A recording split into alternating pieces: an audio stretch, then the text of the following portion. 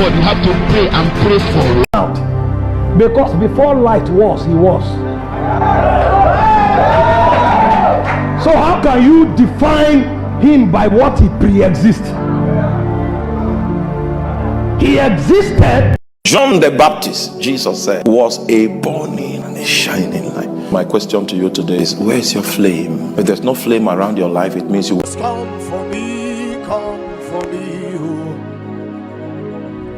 Israel was being threatened. The whole tribe was to be annihilated. And this verdict came from the throne of the most powerful king in the then world. There was nothing they could do. And to make things worse, this manipulation was an act of a gang up in the corridor of power. So there's no way they can even access the king to change the matter. The only window they had was the queen. And even the man that came to talk to the queen was hoping she will use her natural powers, like her beauty and her proximity to the king. Go to the king, touch his head and tell him about this matter. But you see, matters of state are not settled casually. It's a law that has been passed. And to make things worse, this lady does not even have the right to go into the king until she's summoned, because it's against the law. But there was something Esther knew. In Esther chapter 4 verse 16, he said, take a 3 days fast for me. And he said, I will go into the king, which is against the law. He said, if I perish, I will perish. The reason is this: if God does not do something, if she enters there, she will perish. So she knew this was not a joke. If God does not intervene, she will perish. But she understood the potency and the efficacy of fasting. God of necessity must do something. And when she was done fasting, the Bible said in Esther chapter 5 verse 1, she walked into the court. I was telling them in the first service, there is beauty that is stronger than eyelashes. Foundation and mascara is good, but there is a beauty that has more power than eyelashes.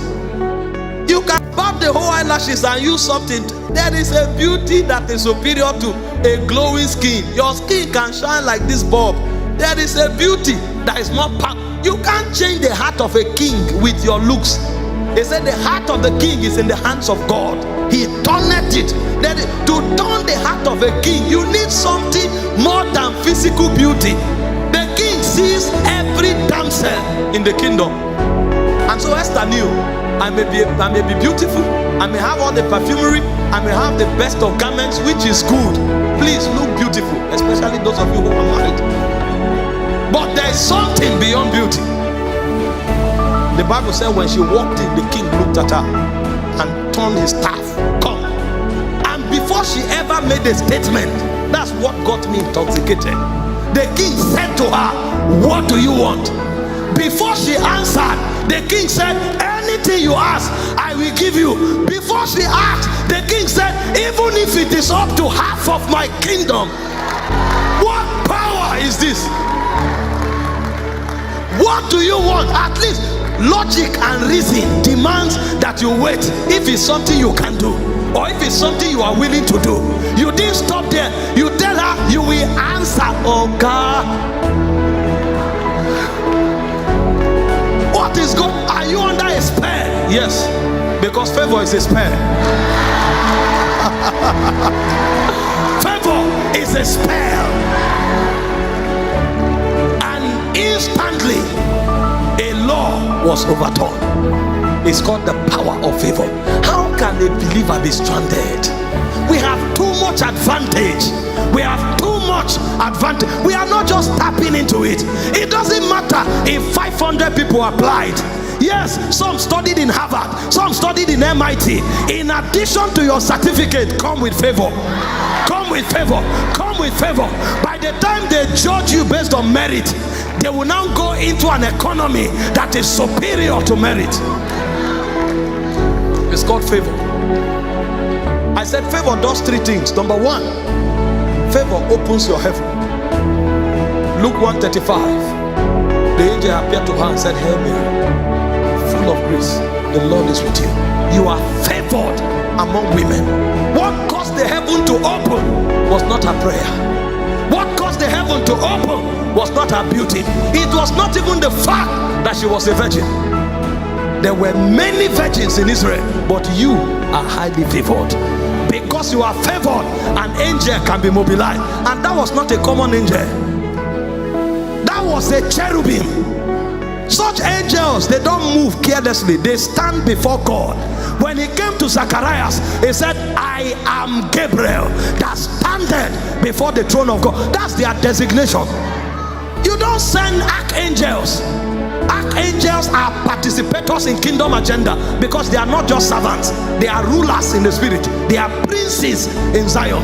The Bible said there are 12 chief princes. Gabriel is one of them. But on the strength of favor, it was not just an angel that was mobilized, it was a chief prince. This kind of angel, they can judge you even if God didn't tell them to. Because God didn't tell Gabriel to judge Zacharias. He said, me, I brought you a word and you doubt me, you will be done. That's a chief prince. But favor can mobilize them.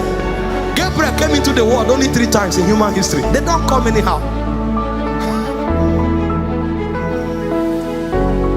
Somebody's heaven is opening this morning. The second thing favor does is wealth transfer. It said in Exodus 12:36, God gave favor to the Israelites and they spoiled the Egyptians. They took the wealth of Egypt by favor. Thank God for marketing. Thank God for transactions, but there's something called favor. There's a level you get to. They say, Kai, this thing is worth 10 million. But we know you will struggle to do something, so take 20. And you're wondering, why? It's favor. It's favor. It will cost money. Money. There are people money look for. And trust me, you need a lot of money if you will prosecute the affairs of life. But favor is what makes for the possibility of wealth transfer. And finally, favor commands the allegiance of men. Not just men, but even kings. That a king will be willing to serve his own subject on account of favor. What do you want? It's only favor that will make a king ask you, what do you want? Only favor makes that happen. And so when a man begins to fast beyond meeting a time allocation, there's something he's generating. Why do we teach these things? To create a consciousness. Because the power of God moves in the direction of your consciousness. It's not about the 6 to 12, the 6 to 3. That time of separation, something is happening to you. And when you stand up, you can be rest assured that you're left with a power. And the first of that power is called favor. Come for me,